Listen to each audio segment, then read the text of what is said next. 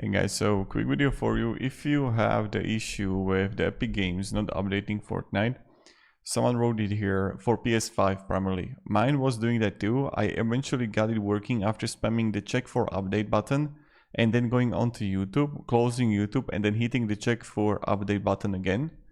And someone wrote here this, maybe it's going to help you. This is the Reddit thread where you're going to write, why do Fortnite updates take forever to install for me? 5 hours and counting. And here you're going to find some guide from the Super Wolf. So I had the same problem as you and got really annoying, so I contacted Epic Games support. So you want to hit Windows and R on your keyboard or open run, type local app data and hit enter. And then you're just going to follow this, like what is the guidance here if you have the PC, and maybe that is going to help the issue for you. I don't know. This is just like a guessing, right?